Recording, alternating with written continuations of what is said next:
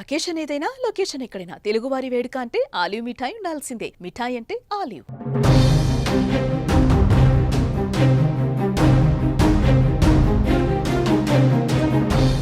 Operation Sindoor Pahalgam ఉగ్రదాడి తర్వాత 15 రోజుల తర్వాత భారత ప్రతీకార దారులకు దిగింది. పాకిస్తాన్లో ఉన్నటువంటి ఉగ్రవాద స్థావరాల లక్ష్యంగా మిసైల్స్ ప్రయోగించి అర్ధరాత్రి పాకిస్తాన్ గుండెల్లో నిద్రపోయింది. దీంతో భారత ప్రజలందరూ హర్షిస్తున్నారు. భారత ప్రభుత్వం తీసుకున్నటువంటి నిర్ణయం పైన ఉగ్రవాద స్థావరాలపైన ఎట్ ఎ టైం 9 ఉగ్రవాద స్థావరాలపైన భారత్ నుంచే మిసైల్స్ ద్వారా మొట్టమొదటిసారి మిసైల్స్ని ప్రయోగించిన వాటిని ధ్వంసం చేసినటువంటి చర్య పట్ల అందరూ కూడా ప్రశంసిస్తున్నారు. ప్రపంచ దేశాలకు కూడా ఈ దాడి జరిగినటువంటి వెంటనే ఇన్ఫర్మేషన్ కూడా ఇవ్వడం జరిగింది. దీనికి సంబంధించి మిగతా దేశాలు కూడా ఇప్పటి వరకు పాకిస్తాన్ మద్దతుగా ఎవరు నిలబడలేదు. ఉగ్రవాదం పైన భారత్ చేస్తున్న పోరాటానికి ఇంకా మద్దతు తెలుపుతున్నారు. ఈ నేపథ్యంలో పాకిస్తాన్ అటు ఎమర్జెన్సీని ప్రకటించింది, ఇటు భారత వ్యాప్తంగా కూడా అలర్ట్ ప్రకటించింది ప్రభుత్వం. దీనికి సంబంధించి కీలక నిర్ణయాలు తీసుకునేటువంటి దిశగా కూడా ముందుకు వెళ్ళబోతున్నట్టు తెలుస్తుంది. ఇది కాసేపట్లో కేబినెట్ భేటీ కానీ మిగతా సైనిక అధికారులతో భేటీ కానీ ఆ తర్వాత ఎలాంటి నిర్ణయం తీసుకోబోతుంది భారత ప్రభుత్వం అనేది కూడా తెలియాల్సి ఉంది. ఈ నేపథ్యంలో మాక్ డ్రిల్ కూడా ఉంది. సో ప్రధానమైనటువంటి పట్టణాలన్నింటిలో కూడా నగరాల్లో కూడా మాక్ డ్రిల్ కొనసాగుతుంది. ముఖ్యంగా హైదరాబాద్ నగరంలో అలర్ట్ మరింత కొనసాగుతుంది. భద్రతాపరమైనటువంటి అలర్ట్, ఎందుకంటే కేటగిరీ 2 పాకిస్తాన్ కనుక దాడి చేస్తే కేటగిరీ 2 ఉన్నటువంటి నగరాలలో హైదరాబాద్ ఉంది. అందుకే ఇక్కడ కూడా అలర్ట్ ఉంది, సెక్యూరిటీ భారీగా పెంచారు. దీనికి సంబంధించిన పూర్తి వివరాలు తెలుసుకుందాం. మా ప్రతినిధి ప్రేమ్ చార్మినార్ నుంచి లైవ్లో సిద్ధంగా ఉన్నారు. ఈ దాడి తర్వాత అక్కడ తాజా పరిస్థితులు అందిస్తారు. ప్రేమ్, అర్ధరాత్రి జరిగినటువంటి ఆపరేషన్ సింధూర్ తర్వాత ప్రస్తుత పరిస్థితి ఏంటి? సెక్యూరిటీకి ఏమన్నా ఇంకా పెంచడం జరిగిందా? హైదరాబాద్లో తాజా పరిస్థితి ఏంటి? సాయి, మనం చూసినాం ఏప్రిల్ 22న ఏదైతే పెహల్గాం, జమ్మూ కాశ్మీర్ ప్రాంతంలోని పెహల్గాం లో జరిగిన ఉగ్రదాడి ఏదైతే ఉందో ఆ రోజు నుంచి కూడా ప్రభుత్వం చాలా కీలకమైన సమావేశాలు ఏర్పాటు చేయడం, భారత్ పాకిస్తాన్ పైన ఏదైతే ప్రతీకార చర్య తీసుకుంటాం, ప్రతీకారం తీర్చుకుంటాం అని చెప్పి ఇప్పటి వరకు చెప్తుండడం, వాటన్నిటిని మనం ప్రజలకు సుమన్ టీవీ ద్వారా ఎప్పటికప్పుడు అప్డేట్ చేస్తూనే ఉన్నాం. ఏదైతే కేంద్ర ప్రభుత్వం కావచ్చు, రక్షణ శాఖకు సంబంధించిన, భద్రతా వలయానికి సంబంధించిన ఏ అప్డేట్ ఉన్నా మనం ప్రజలకు అందిస్తున్నాం. ఇప్పుడు కూడా తాజాగా అర్ధరాత్రి 1:44 భారత ప్రభుత్వం ఆపరేషన్ పేరుతోటి ఒక కార్యక్రమాన్ని అయితే తీసుకుంది. అంటే భారత్ పాకిస్తాన్ పైన ఈ యొక్క సింధూర్ పేరుతోటి ఈ యొక్క దాడి అయితే నిర్వహించింది. అంటే పాకిస్తాన్ కి చెందిన 9 ఏవైతే ఉగ్ర మూకలు ట్రైన్ అయ్యే ఆ యొక్క సంస్థలు, ఆ యొక్క ప్రదేశాలు ఉన్నాయో వాటన్నిటిపైన ఏకకాలంలో భారత త్రివిధ దళాలు, అటు భారత ఆర్మీ, నేవీ, డిఫెన్స్, ఈ 3 కూడా సంయుక్తంగా చేపట్టిన ఈ యొక్క ఎదురు దాడిలో దాదాపు 100 మందికి పైగా మృతి చెందినట్లుగా మనం చూస్తున్నాం. భారత్ ఒక ధీటైన సమాధానం అని చెప్పొచ్చు. ఇది ప్రపంచంతో పాటు యావత్ భారతదేశం అంతా ఎదురు చూస్తుంది 22 ఏప్రిల్ నుంచి ఈ రోజు వరకు కూడా.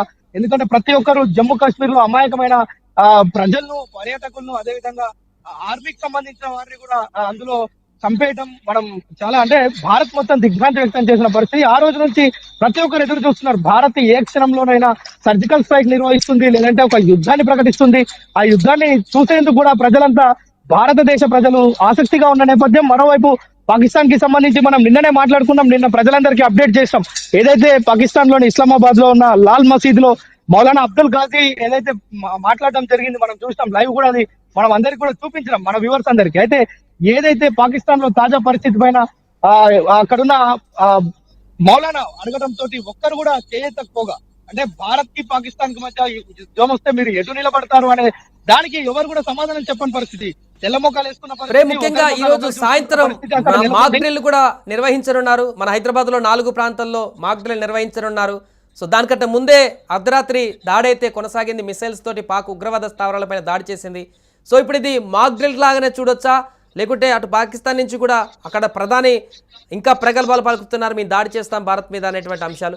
ఈ నేపథ్యంలో మాక్ డ్రిల్కి సంబంధించిన అంశాలు ఏ విధంగా ఉన్నాయి? ఈరోజు సాయంత్రం ఎలాంటి చర్యలు తీసుకోబోతున్నారు? సాయి, మనం నిన్న సాయంత్రమే మనం చెప్పాం మాక్ డ్రిల్ కి సంబంధించి. ప్రభుత్వం ఎందుకు మాక్ డ్రిల్ నిర్వహిస్తుంది అంటే 1971 తర్వాత మళ్ళా ఈ రోజు మాక్ డ్రిల్ నిర్వహించేందుకు కారణం ఏంటంటే భారత సర్కార్ చాలా తన విచితంగా పరిశీలించి పాక్ పైన అటాక్ చేసేందుకు సిద్ధంగా ఉంది. ఏ క్షణమైన యుద్ధమే ఆవరించి ఉన్నాయని మనం నిన్నటి వరకు చెప్పుకున్నాం. కానీ అర్ధరాత్రి నుంచి యుద్ధం మేఘాలు బుల్లెట్లతోటి వర్షించాయి, అక్కడ కురిపించాయి. భారత్ సరిహద్దు ప్రాంతాలు, పాకిస్తాన్ లో కూడా మొత్తం పొద్దున మనం ఉదయం లేవగానే సూర్యోదయాన్ని చూసాం, పాకిస్తాన్ మాత్రం నెత్తుటి మరకలను చూసింది.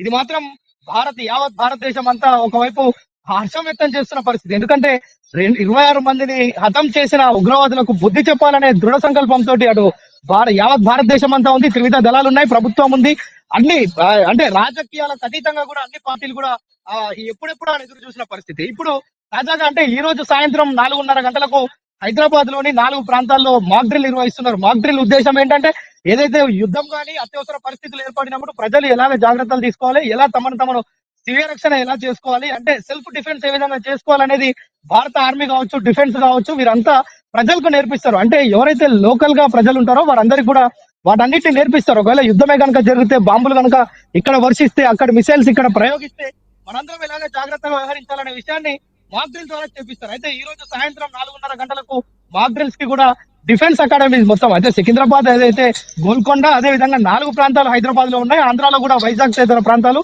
మొత్తం దేశవ్యాప్తంగా 244 పాయింట్స్ ని ఇక్కడ మనం చూసాం. అంటే ఇక్కడ మొత్తం ఏర్పాట్లు చేస్తున్నారు.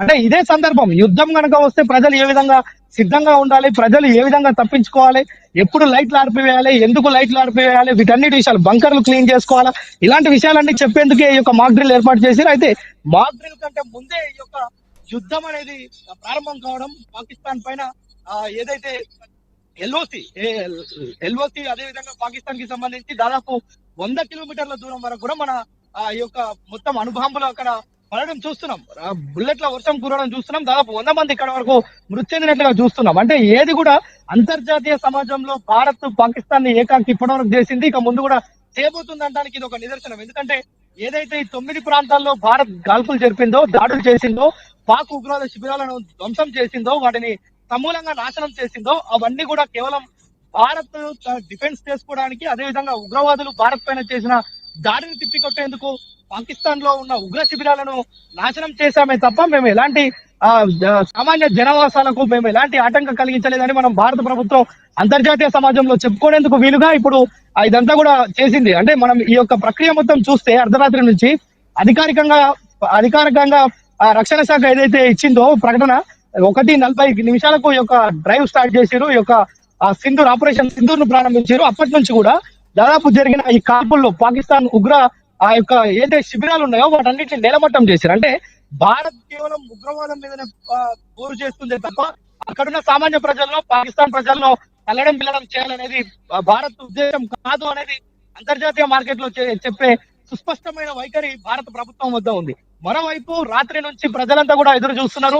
ఈ యొక్క జై భారత్, భారత్ మాతకి జై అని అంటూ నినాదాలు చేస్తూ ఇప్పటికే రోడ్ల మీద వచ్చి సంబరాలు జరుపుతున్న పరిస్థితి. ఎందుకంటే ప్రతీకార చర్య ఏ విధంగా ఉంటుంది, పాకిస్తానే కాదు ప్రపంచ దేశాలు చూడాలని భారత ప్రజలు కోరుకున్నారు. అదే విధంగా భారత ప్రభుత్వం కూడా స్పందించి దానిపైన ఏదైతే ఖచ్చితమైన పాయింట్లు 9 ఎంచుకున్నారో అక్కడ ఉగ్రవాద శిబిరాలు, ఉగ్రవాద సంస్థలు ఉన్నాయనే ఒక సుస్పష్టమైన దాడులు నిర్వహించారని మాత్రం చెప్పుకోవచ్చు. Sai right, thank you Prem. So మొత్తానికి పహల్గామ్ దాడి తర్వాత అర్ధరాత్రి నిన్న ఆపరేషన్ సింధూర్ పేరుతో ఉగ్రవాద స్థావరాలపైన భారత సైన్యం దాడి చేయడం పట్ల పూర్తిగా రివెంజ్ తీర్చుకున్నట్టుగా, సక్సెస్ఫుల్ ఆపరేషన్ చేసినట్టుగా అయితే మనకు కనపడుతుంది. దీనికి సంబంధించి యావత్ భారతదేశ ప్రజలు హర్షం వ్యక్తం చేస్తున్నారు.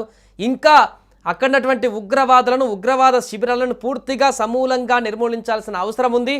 ఖచ్చితంగా ఇప్పుడు తీసుకున్నటువంటి చర్య చాలా గర్వకారణం. భారత ప్రభుత్వం తీసుకున్నటువంటి ఈ చర్య చాలా బాగుంది.